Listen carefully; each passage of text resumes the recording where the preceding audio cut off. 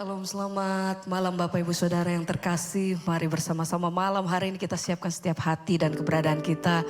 Kita naikkan pujian dan syukur kita. Mari bersama kita satu di dalam doa. Tuhan, terima kasih buat malam hari ini. Kami sudah melewati sepanjang hari ini di dalam kasih dan perkenanan Tuhan. Sebab itu sama-sama kami mau bawa setiap hati kami. Kami rindu hadirat Tuhan. Kami rindu mengalami kasih Tuhan. Sama-sama di tempat dimanapun kami berada Tuhan. Kami mau bawa setiap hati kami datang menyembah Engkau.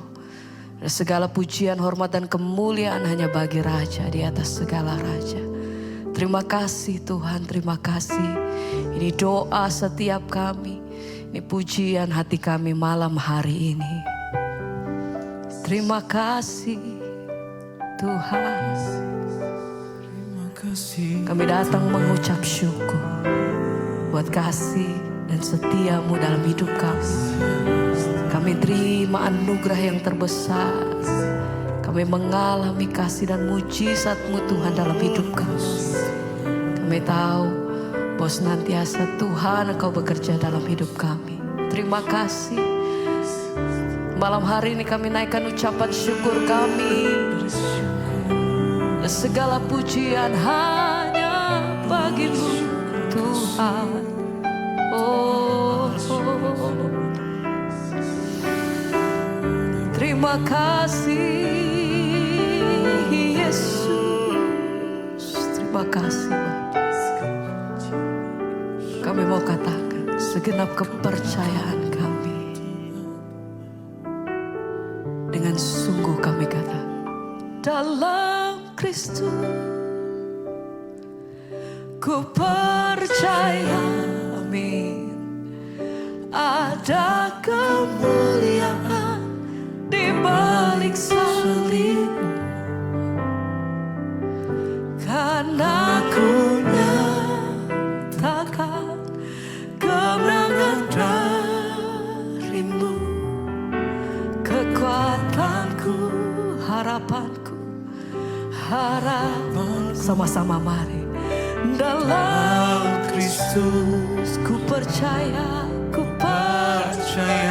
amin.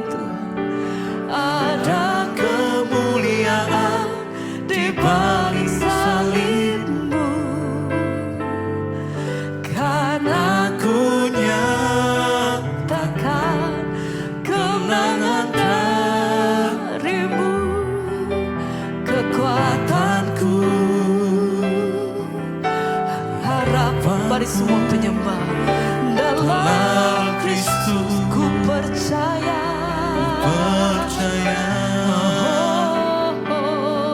ada kemuliaan di balik salib, karena ku nyatakan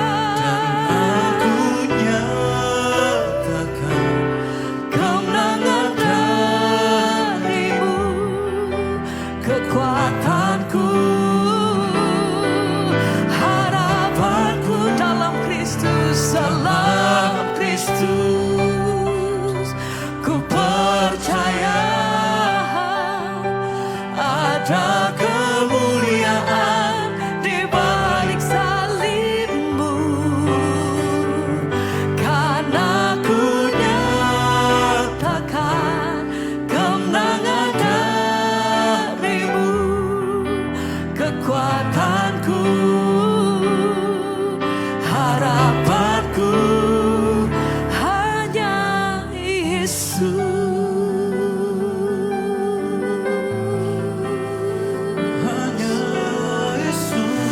Engkau kekuatan hidup kami Tuhan. kekuatan kami Tuhan Yesus. Haleluya. Terima kasih, kami mengucap syukur. Terima kasih Bapa. Biar segala pujian dan hormat kami bagi-Mu. Bagi-Mu segala pujian kami. Penghormatan tertinggi bagi Raja di atas segala Raja. Engkau layak Tuhan. Kasih setia-Mu yang sungguh besar dalam hidup kami. Kami bersyukur. Terima kasih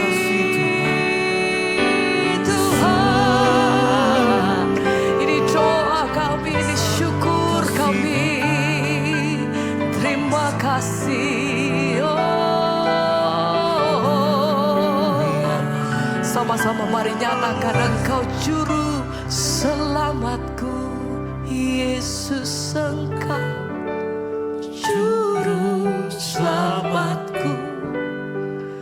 Dalam janji-Mu kemenangan selamanya, selamanya kan ku nyatakan. Katakan pujian ini dengan segenap hati. Engkau yang mengalami kemurahan Tuhan, Engkau yang mengalami kasih Tuhan.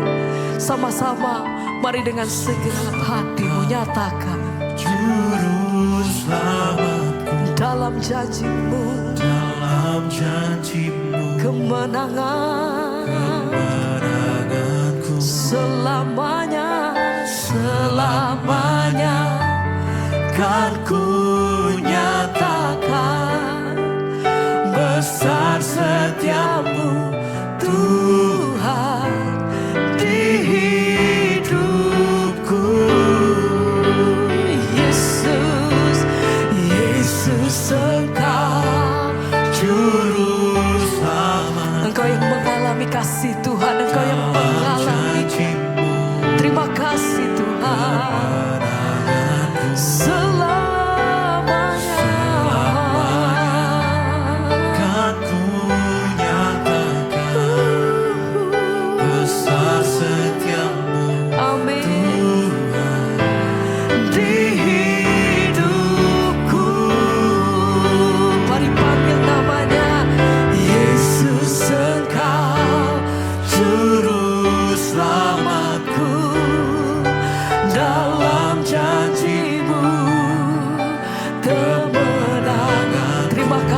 Kasih-Mu yang sungguh besar dalam hidup kami.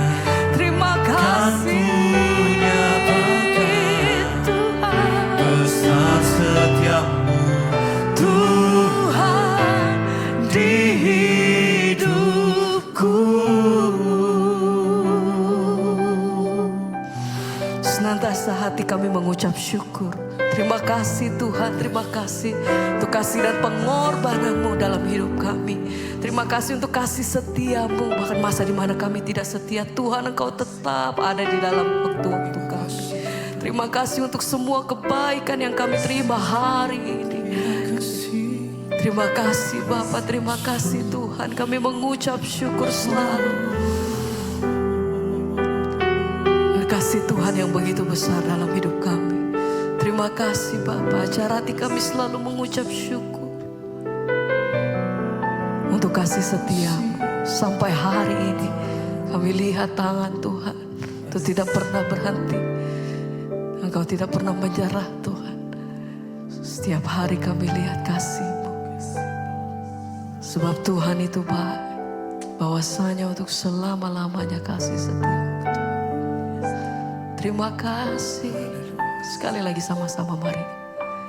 Yesus Engkau juru selamatku. Amin. Dalam janji-Mu kemenanganku selamanya. Selamanya Amin. kan ku nyatakan. Besar kasih-Mu, besar setiamu Tuhan di hidupku. Juru selamatku, Yesus Engkau juru selamatku. Dalam janji-Mu kemenanganku selamanya kan ku nyatakan.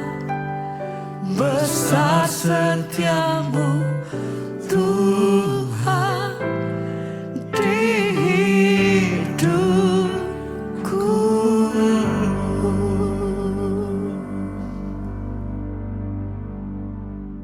Terima kasih Bapak buat waktu yang terus Tuhan berikan untuk kami. Kesehatan, kekuatan, waktu-waktu yang ada kami tahu semua karena perkenanan Tuhan. Kami boleh ada hari ini untuk mendengarkan firman Tuhan. Biarlah kami datang ke tempat ini dengan hati yang tertuju kepada Tuhan. Kami ingin ketemu dengan Tuhan. Kami ingin mengerti rencana Tuhan dalam hidup kami. Tidak ada yang lain hari ini Tuhan. Kau lihat hati kami Tuhan. Engkau selidiki setiap kami Tuhan hari ini. Bahkan kami tanggalkan semua kebutuhan kami. Kami gak datang cari mujizat hari ini. Kami gak datang cari jawaban doa saja hari ini. Tapi kami mau datang ketemu Tuhan. Kami mau datang mengalami Tuhan hari ini. Kami mau Tuhan berjumpa secara pribadi dengan Tuhan. Kami datang karena kami butuh Tuhan dalam hidup kami. Bukan yang lainnya Bapa, karena kami tahu ketika kami dapat hati Tuhan, kami dapat perkenanan Tuhan, maka kami akan mengalami semua janji-janji Tuhan dalam hidup kami. Terima kasih Bapa, urapi setiap kami, urapi hamba-Mu yang tidak ada apa-apanya. Kami percaya firman Tuhan sanggup memberikan kami kekuatan, pemulihan, bahkan kesegaran dalam iman kami untuk kami boleh mengiring Tuhan lebih lagi. Urapi hamba-Mu yang tidak ada apa-apanya, urapi setiap kami Tuhan, di dalam nama Tuhan Yesus. Kami buka hati bagi firman Tuhan, yang percaya Tuhan di tengah kita memberkati kita. Katakan bersama, amin. Tepuk tangan sorak-sorai buat Tuhan Yesus saudara. Silahkan duduk Bapak Ibu yang terkasih, shalom. Iya, kita bersyukur puji Tuhan ya, semakin hari kita boleh semakin rindu untuk mencari Tuhan. Dan hari ini saudara kita akan belajar sama-sama. Saya pengen kita semakin tahu tentang bagaimana kita ini harus hidup, karena saya percaya saudara ya bahwa bagi kita semua, menurut saudara hidup itu penting enggak? Penting kan hidup ini? Tapi di dalam, pada kenyataannya banyak orang yang tidak sungguh-sungguh berespon menyatakan bahwa hidup ini penting saudara. Ya, saya melihat hari-hari ini orang-orang di sekeliling kita saudara, banyak orang yang Alkitab bilang umur kita sampai 70 tahun. Tapi kalau lebih dikasih bonus. Ya, 80 ada yang sampai 80. Tapi Alkitab berkata kalau sudah 80 ya kebanggaannya sakit, penyakit dan penderitaan.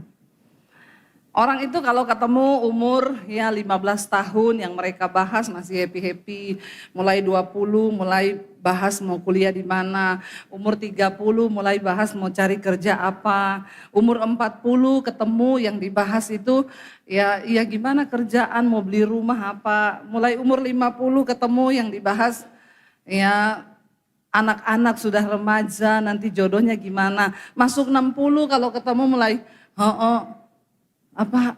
kesehatan ya, dulu kalau bawa minyak wanginya LV sekarang bawanya minyak angin. Ya toh? Itu sudah ketahuan umurnya begitu saudara. Nanti kalau sudah 60 lebih mau 70 kalau ketemu yang dibahas apa?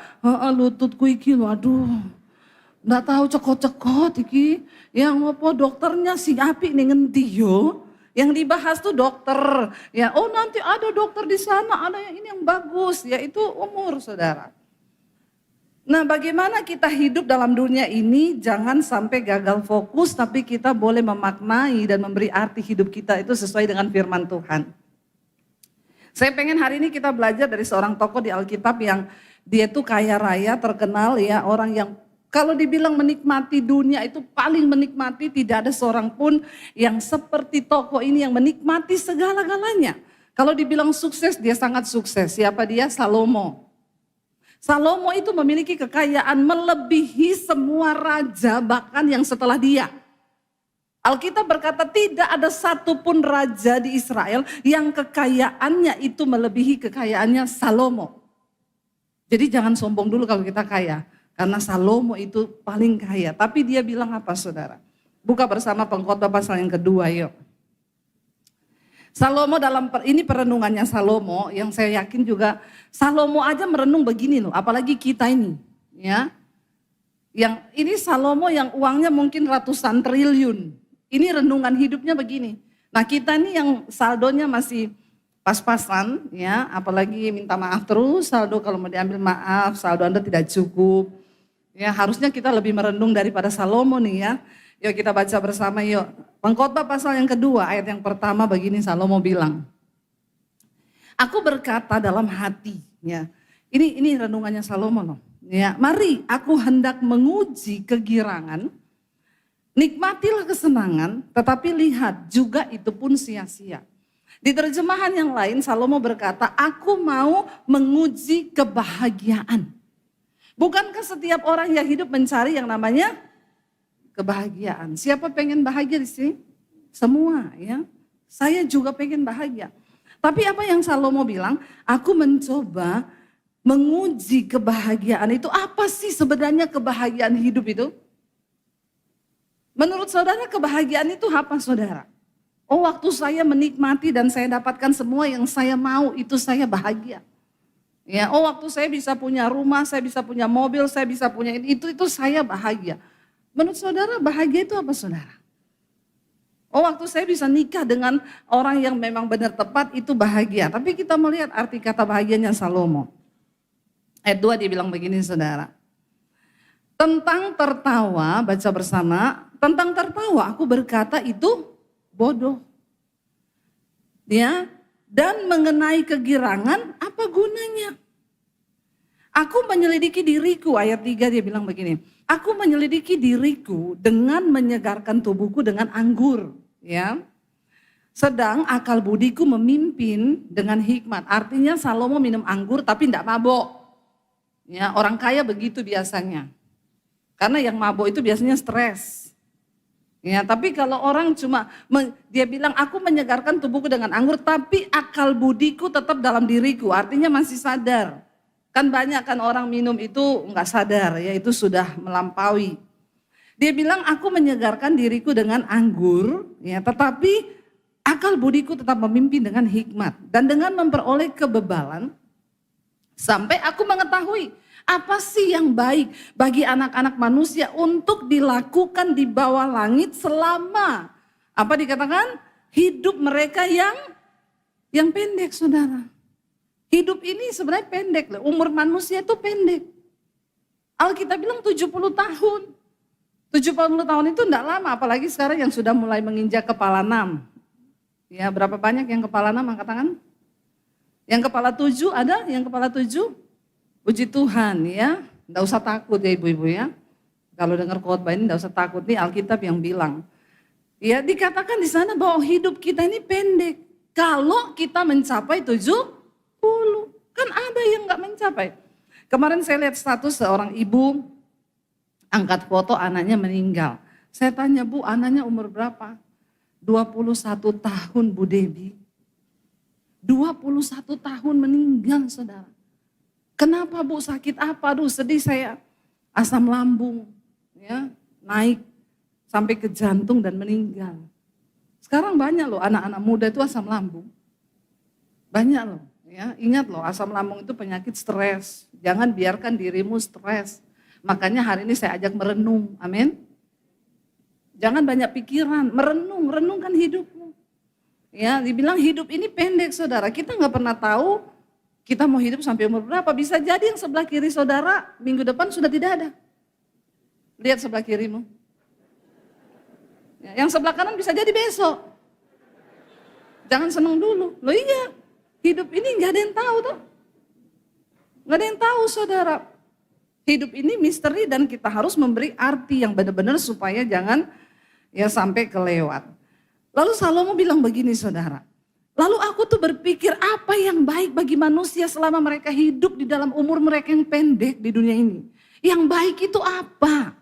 Dan biar ini menjadi perenungan kita sebelum Tuhan panggil kita harus melakukan sesuatu yang baik. Karena gak peduli berapa banyak hartamu, saudara mau miskin, mau kaya, mau pejabat, mau orang biasa, mau muda, mau tua. Kita ini satu yang pasti dari kita semua ini yaitu kematian. Mau muda juga sedang berjalan pada kematian, yang tua juga berjalan pada kematian. Malah belum tentu yang tua duluan mati. Jadi tolong yang muda-muda sekarang kau jangan melirik sama yang 70 tahun, yang rambut putih terus kau dalam hatimu nih, dia duluan nih. Belum tentu loh, jangan sombong loh, belum tentu. Lalu Salomo bilang begini, dia mikir melakukan apa ya di bawah matahari yang pendek umurnya ini. Ayat 4 dia bilang begini. Lalu dia melakukan, aku melakukan apa? pekerjaan-pekerjaan besar. Mendirikan bagiku rumah-rumah. Menanami bagiku kebun-kebun. Berarti rumahnya bukan satu. Mendirikan rumah-rumah. Rumahnya banyak saudara. Dan menanami bagiku kebun-kebun. Kebunnya juga gak satu, kebunnya banyak. Ya, rumah banyak, kebun banyak. Saya tuh kalau dengar orang bilang, "Wih, itu orang bu sertifikatnya 1 karung. Sertifikat 1 karung saudara. Pernah kejadian di Palu ketika gempa berapa tahun yang lalu, tsunami besar dan terjadi likuifasi. Ada satu saudara gedung, itu gedung mewah dan itu suami istri ini bekerja dari dulu bekerja sampai mereka punya yaitu sertifikatnya 1 karung. Ketika gempa terjadi mereka berdua lari keluar. Sudah sampai di luar lupa karung sertifikatnya gak dibawa. Balik lagi mereka berdua masuk untuk cari sertifikat. Begitu masuk roboh gedungnya. Terkubur hidup-hidup dengan sertifikatnya. Bayangkan saudara, selama hidup itu yang dicari. Kerja terus banting tulang. Sampai dulu saya pernah kasih tahu satu ilustrasi kan. Ada suami istri. Mereka tiap hari bekerja terus. Kadang suaminya bilang gini, "Mah, kita ini kan sudah banyak duit, jalan-jalan lah ke luar negeri. Karena buat apa duit kita banyak?" So istrinya bilang, "Jangan, tabung, belum banyak, kita kumpulin sebanyak mungkin." Tiap hari kerja sampai malam, satu saat istrinya lagi kerja mati kena serangan jantung. Karena kecapean gak pernah tidur. Waktu istrinya mati suaminya nikah sama pembantunya Inem. Begitu nikah sama pembantu Inem bilang, "Pak, Koko, kita liburan yuk ke Bali." Terbanglah mereka liburan ke Bali. Sambil berjemur di pantai hotel, Inem bilang gini, "Dulu Inem pikir Inem bekerja buat nyonya. Ternyata, siapa yang bekerja buat siapa? Nyonya yang bekerja buat." Itu namanya Inem lebih dari pemenang. Inem nyonya yang susah payah cari duit kerja, meninggal nyonyanya, Inem nikah sama bapak. Langsung Inem ngajak ke Bali, ke Singapura. Dan uang udah banyak. Jadi nyonya bekerja buat hati-hati nyonya-nyonya. Juga tuan-tuan. Jangan sampai itu terjadi. Salomo bilang begini, "Aku melakukan pekerjaan besar, membangun, mendirikan rumah-rumah, menanami kebun-kebun, kebunnya banyak saudara, ditanami anggur. Aku mengusahakan bagiku kebun-kebun dan taman-taman." Dia mulai bergerak di dunia properti, bangun rumah-rumah banyak. Lalu nggak sampai di situ, dia bergerak di bidang perkebunan, dia bikin kebun anggur. Dan dikatakan bahkan dia itu bikin taman-taman. Dia menanaminya dengan rupa-rupa pohon buah-buahan. Wis, banyak saudara. Ayat 6, bukan cuma itu, aku menggali bagiku kolam-kolam untuk mengairi dari situ taman pohon-pohon muda. Semua dia kerjakan dengan enak, dengan sukacita. Dia mengerjakan apa yang dia mau, dia kerjakan semuanya saudara. Aku membeli budak-budak laki-laki dan perempuan. Dan juga ada budak-budak yang lahir di rumahku. Dan aku juga mempunyai banyak sapi, kambing dan domba. Melebihi siapa? Melebihi siapapun yang pernah hidup di Yerusalem sebelum aku. Bahkan sesudah dia, tidak ada yang melebihi kekayaannya saudara.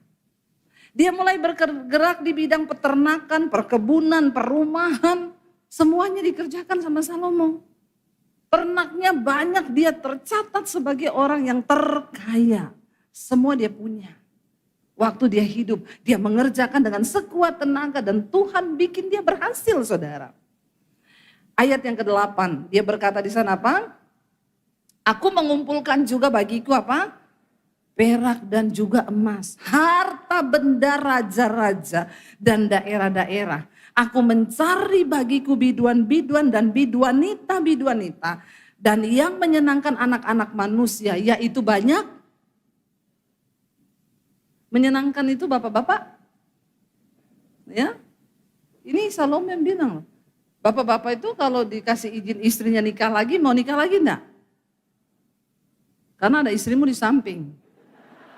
Makanya kau bilang enggak. Sudah diinjak kakinya itu. Ya. Salomo berkata dia mengumpulkan perak dan emas. Saudara, sekarang emas lagi naik daun. Ya, emas ini gila-gilaan naiknya. Ya, dan semua orang berlomba-lomba uangnya buat beli emas. Ya. Ketika emas naik, kita diam-diam aja karena diam adalah emas itu naik gila-gilaan, perak juga naik gila-gilaan. Kenapa saudara? Karena Alkitab berkata emas dan perak itu milik Tuhan. Emas itu gak mungkin turun harganya. Karena tidak bisa dibuat oleh tangan manusia. Itu diciptakan oleh Tuhan. Dan makin lama memang makin habis. Tapi yang pengen makin banyak. Makanya tidak akan pernah turun harga emas. Salomo bukan cuma emas biasa. Dia mengumpulkan emas tua, bahkan harta benda raja-raja. Dari seluruh negeri dia beli harta benda raja-raja. Dia koleksi kumpulannya kerajaan-kerajaan. Apa yang kurang dia mau semua dia bisa dapat. Makanya saya bilang, udah deh, udah gak ada yang lebih kaya hari ini yang duduk di tempat ini orang kaya. Kekayaanmu tidak melebihi Salomo. Bahkan dia bilang begini, dia juga budak-budaknya makin bertambah banyak, ada yang lahir di rumahnya, dan dia bukan cuma itu, masih nggak enak nih hidup kok cuma gini-gini aja ya, semua sudah dikerjakan, semua berhasil. Dia panggil biduan-biduan, penyanyi-penyanyi saudara, tiap malam diundang itu para penyanyi datang. Ya kalau zaman sekarang mungkin masih ada Salomo diundang, Justin Bieber diundang, ya Inul goyang ngebor di istananya. Pokoknya untuk menghibur hatinya. Ya, suruh nyanyi karena ya sudah semuanya dia dapat. Ya, nyanyi di sini untuk menghibur hatinya. Dia ngapain aja bebas saudara. Namanya juga orang kaya. Semua dia punya, semua dia dapat. Lalu dia bilang dan bahkan aku mencoba melakukan apa yang disenangi oleh anak-anak manusia, yaitu banyak gundik. Gundiknya banyak. Ya. Kira-kira Salomo itu istri dan gundiknya kalau di plus 1.000. 1.000 loh. Ada di sini bapak-bapak yang bisa kawin 1.000? Kata bapaknya gini, satu aja pusing saya bu. Istri saya satu aja nih ya. Tiap hari bukan tambah kecil tambah besar bu. Ya, malah mengerikan. Ini 1.000 saudara. Ya, itu kalau dibagi setahun dia mungkin ya 6 bulan sekali baru ketemu satu. Apa yang dia mau dia turuti. Istrinya 1.000. Itu istri plus gundik loh. Kurang apa saudara? Dia lakukan semua apa yang disenangi. Tapi dia bilang begini saudara. Dengan demikian ayat 9 dikatakan di sana apa? Dengan demikian aku menjadi besar dari pada siapapun yang pernah hidup di Yerusalem sebelum aku, dan pada itu hikmatku tinggal tetap padaku. Ayat 10, aku tidak merintangi mataku dari apapun yang dikehendakinya, dan aku tidak menahan hatiku dari sukacita apapun, sebab hatiku bersukacita karena segala jerih payahku. Itulah buah dari segala jerih payahku. Dia tidak menahan pandangan matanya, apa yang dia pengen dia turuti. Apa yang dia lihat, dia turuti. Padahal Alkitab berkata, mata adalah pelita tubuh. Jangan dituruti semua keinginan matamu. Karena yang ada dalam dunia ini kata Yesus cuma 3 hal. Keinginan mata, keinginan daging, dan kesombongan hidup. Tapi Salomo dia ikuti semua yang dia mau, dia turuti apa yang matanya lihat. Dia tidak menolak apapun yang hatinya mau, dia ikuti saudara.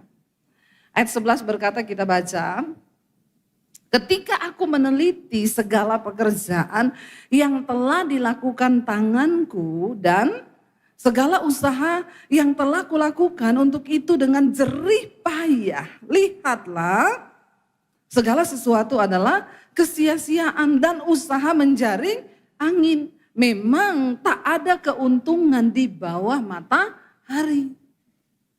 Pada akhirnya dia menemukan hidupnya kosong. Ternyata gak ada apa-apanya. Punya istri banyak, punya harta, punya kekayaan, rumah banyak, perkebunan. Semua dia ambil saudara. Tapi pada akhirnya dia bilang dia tidak menemukan apa-apa. Semua itu sia-sia. Lalu aku berpaling untuk meninjau hikmat, kebodohan dan kebebalan. Sebab apa yang dapat dilakukan orang hanya menggantikan raja. Hanya apa yang telah dilakukan orang. Dan aku melihat bahwa hikmat melebihi kebodohan seperti terang melebihi kegelapan. Mata orang berhikmat, ayat 14, mata orang berhikmat itu ada di kepalanya, kata Salomo. Sedangkan orang yang bodoh berjalan dalam kegelapan. Tetapi aku tahu juga bahwa nasib yang sama menimpa mereka semua. Maka aku berkata dalam hati, nasib yang menimpa orang bodoh juga akan menimpa aku. Jadi untuk apa aku ini dulu begitu berhikmat? Lalu aku berkata dalam hati bahwa ini pun sia-sia. Dia bilang sekalipun dia hidup berhikmat, nasib yang sama orang bodoh dan orang itu apa? Mati. Satu saat dua-dua bakalan mati. Sama-sama mati. Karena tidak ada kenang-kenangan yang kekal, baik dari orang yang berhikmat maupun daripada orang yang bodoh. Sebab pada hari-hari yang akan datang kesemuanya itu sudah lama dilupakan dan orang yang berhikmat mati juga seperti orang bodoh juga akan mati. Dan kalau orang sudah mati, Salomo bilang semua akan dilupakan. Semua akan dilupakan saudara. Orang mati itu keluarga kita bersedih paling banter 1 bulan lah. Teman-teman kantor kita, setelah itu meja kerjamu sudah diisi oleh orang lain. Orang sehebat apapun dia di rumah gak mungkin istrinya nangis terus mau dikubur jangan dikubur. Terus taruh di rumah aja mayatnya. Karena saya sayang sama suami saya. Ada yang begitu? Gak ada. Kalau pengen, kalau bisa cepet-cepet dikubur. Ya, masa ada mayat mau disimpan di rumah?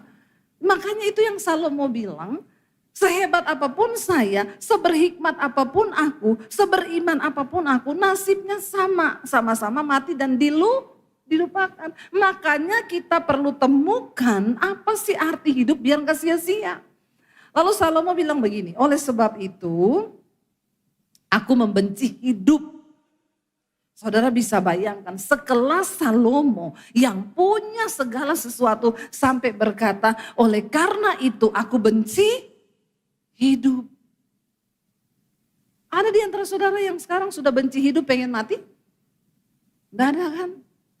Bahkan sestres apapun kita ini gak benci hidup kan, masih pengen hidup kan? Tapi Salomo sebagai seorang yang paling kaya pernah berkata dia benci dengan hidup. Karena aku menganggap menyusahkan apa yang dilakukan di bawah matahari, sebab segala sesuatu adalah kesia-siaan dan usaha menjaring angin. Memang seperti inilah hidup manusia saudara. Kita datang telanjang gak bawa apapun, kita mati pun kita tidak bawa apapun. Ini loh arti hidup sesungguhnya. Dia bilang begini, aku membenci segala usaha yang kulakukan dengan jeripaya di bawah matahari. Sebab aku harus meninggalkannya kepada orang-orang yang nanti akan datang sesudah aku. Sehebat apapun kita bekerja keras, waktu mati semuanya kita akan tinggalkan. Lalu orang-orang yang tidak bekerja, mereka yang akan menikmati. Jadi bapak-bapak boleh kerja, tapi jangan lupa waktu, jangan lupa kau menikmati hidup, jangan lupa menikmati sesuatu. Amin.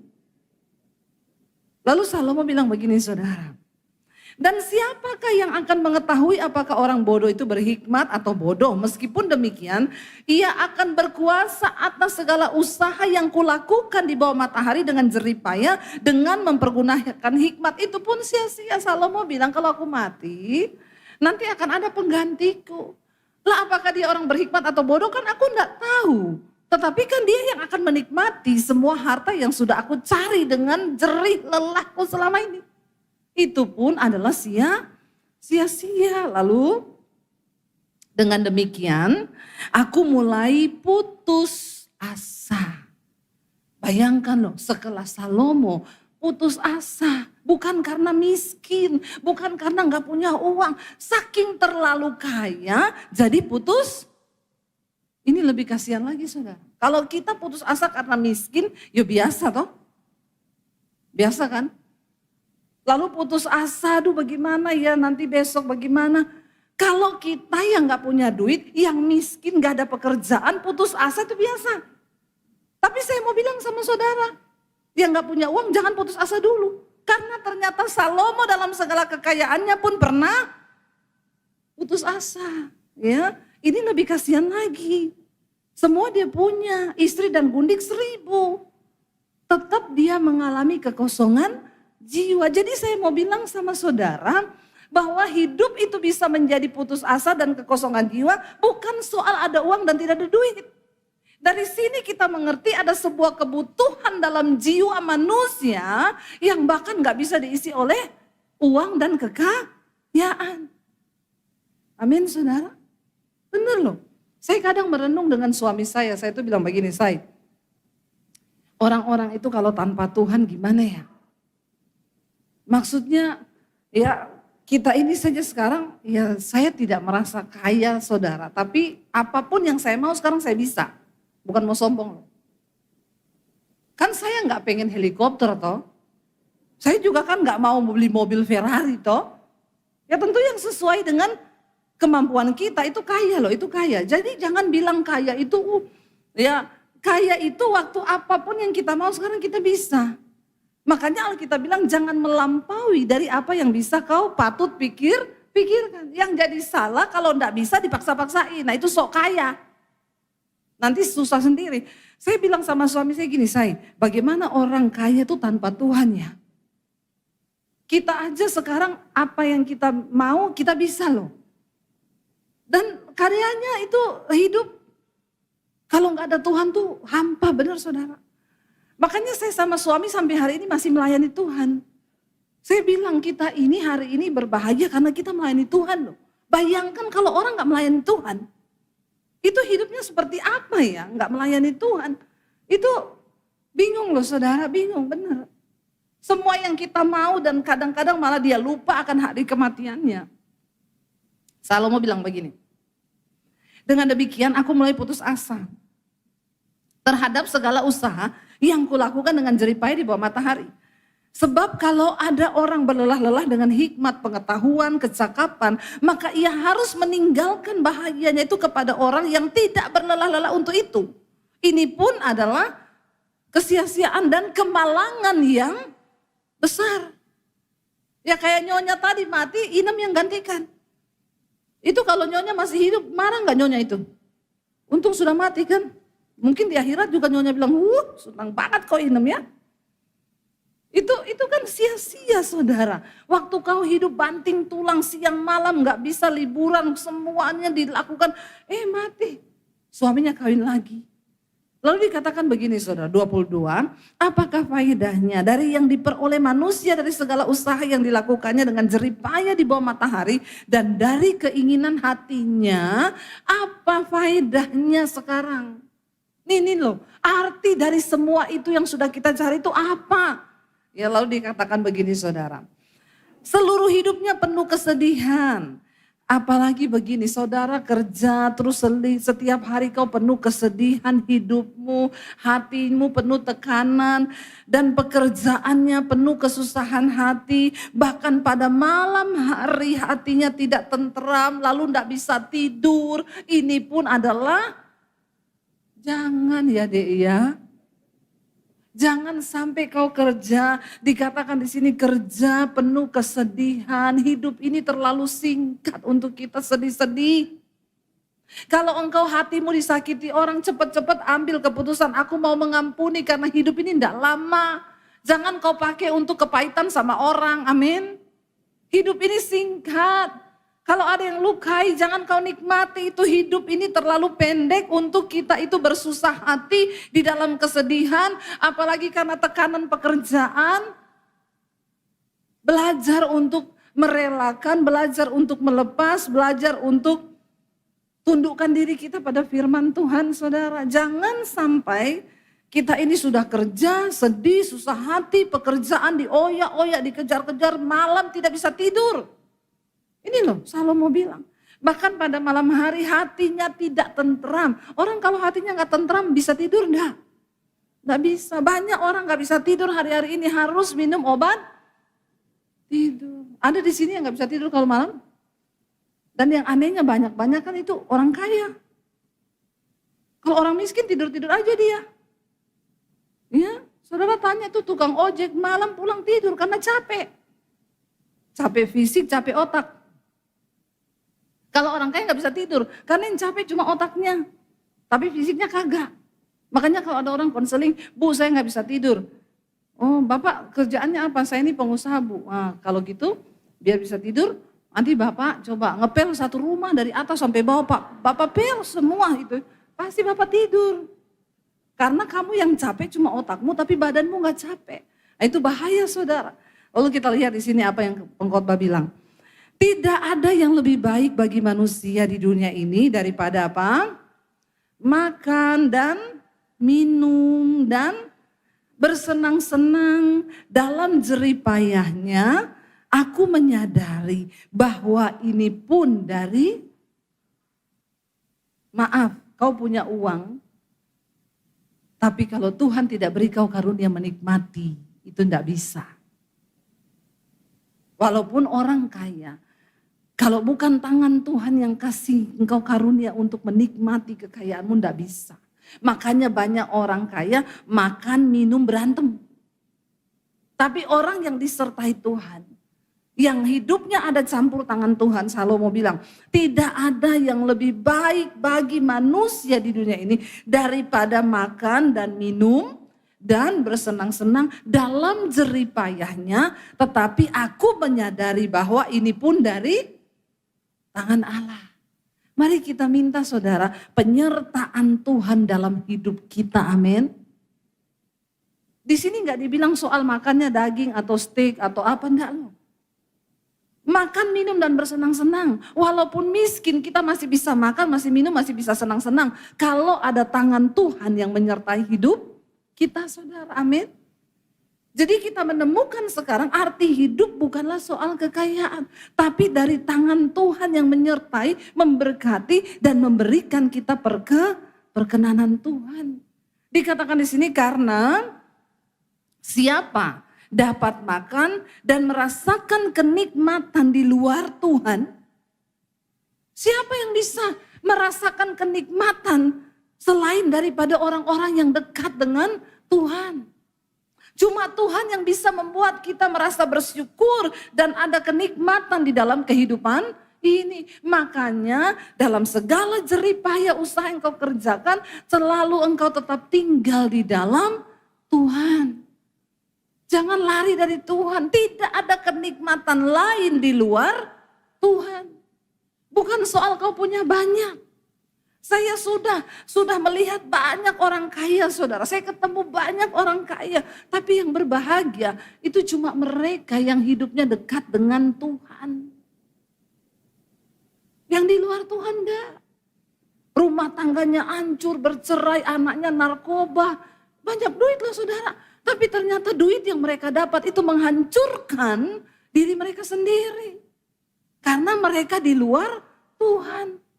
Sebaliknya saya bisa banyak melihat orang yang sederhana hidupnya. Tapi mereka berjalan bersama Tuhan. Lebih berbahagia daripada orang-orang kaya yang di luar Tuhan. Kita harus belajar di hidup ini. Bahwa semua yang kita punya itu titipan Tuhan, amin. Supaya satu saat waktu kau ditipu kau bisa merelakan. Saya waktu itu belum kaya banget, saudara, saya gak punya uang puluhan M atau MM-an. Ditipu uang saya 300 juta dibawa lari. Saya belajar untuk berkata, Tuhan Ini adalah milikmu. Dalam nama Yesus, tolong jagai hatiku. Tiap kali setan ingetin orang itu kurang ajar ya, orang itu bawa lari uangmu. Dalam nama Yesus, dia lebih butuh Tuhan. Biarkan dia ambil, aku mau melepaskan pengampunan, aku melepaskan pengampunan. Harus begitu. Itu bedanya orang dalam Tuhan dan tidak. Kalau enggak mati juga saya. Tiap hari kepahitan, tiap hari ingat mukanya. Kan orang kepahitan tuh sama dengan orang jatuh cinta loh. Aku mau makan, ingat dia. Aku mau tidur, ingat dia. Iya kan? Mau apa aja ingat dia kan? Nah kita harus belajar saudara. Saya sudah melihat itu. Padahal kaya nggak punya anak. Kalau mau dipikir juga uang buat apa coba? Ya, toh dia mati juga nggak ada yang mau ditinggalin warisan. Tapi dia ingat dalam waktu singkat kena cancer, mati saudara. Uangnya nggak bisa membawa kebahagiaan. Makanya Salomo berkata begini, siapa yang dapat makan dan merasakan kenikmatan di luar Tuhan? Tidak ada. Mau sekaya apapun orang gak ada Tuhan, hidupnya hancur. Ya, makanya jangan suka iri kalau lihat orang kaya. Ya, banyak yang hidupnya itu berat sebenarnya saudara. Syukuri apa yang kita punya hari ini. Asal ada Tuhan, itu cukup untuk kita bisa hidup berbahagia dalam hidup ini. Amin. Nikmati semua yang kita punya hari ini. Karena kepada orang yang dikenannya, ia mengaruniakan hikmat, pengetahuan dan kesukaan. Tetapi orang berdosa ditugaskannya untuk menghimpun dan menimbun sesuatu yang kemudian harus diberikannya kepada orang yang dikenan oleh Allah. Ini pun kesia-siaan dan usaha menjaring angin. Bahayanya kalau orang gak hidup takut akan Tuhan, tidak dalam perkenanan Tuhan. Alkitab berkata orang jahat itu cuma disuruh cari uang, kerja keras nanti dikasih sama orang yang dikenan Tuhan. Sia-sia enggak? Sia-sia. Kerja keras iya, dapat duit banyak, tapi enggak dikasih karunia menikmati. Enggak pernah bersyukur. Enggak pernah bisa legowo, waktu sesuatu hilang kita enggak pernah bisa bersyukur. Bahkan hampa, putus asa. Jadi hari ini, mari kita putuskan untuk berkata Tuhan, bahwa kami hidup dalam perkenanan-Mu Tuhan. Supaya kami bisa menikmati apapun yang hari ini Tuhan beri. Apapun yang hari ini Tuhan kasih, kami mau menikmati itu Tuhan. Kalau hari ini engkau lagi diproses, nikmati prosesmu bersama Tuhan.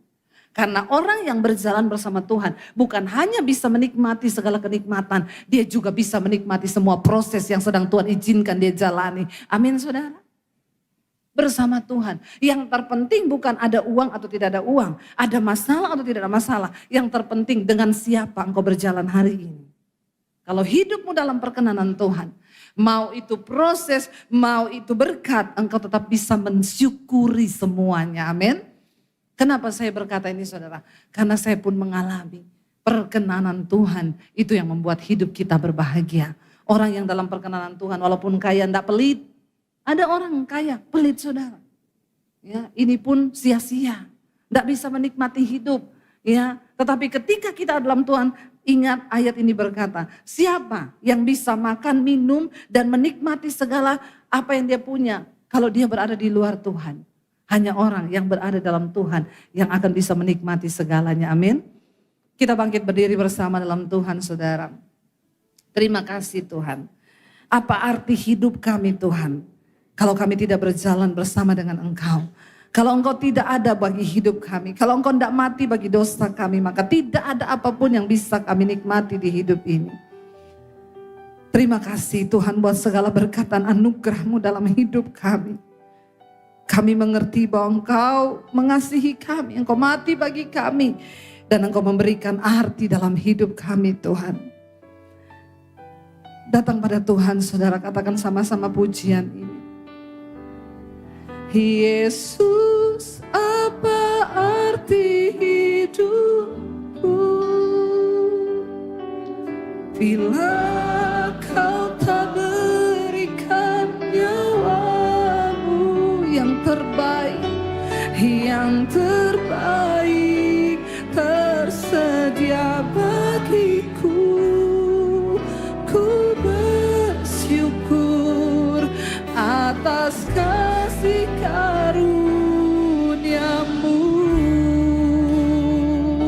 Katakan pujian ini dari awal dan renungkan hidup kita.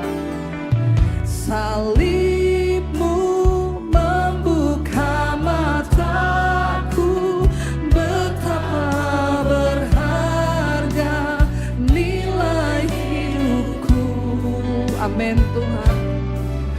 Menanggung semua dosaku, berikan hidupmu menggantikan diriku.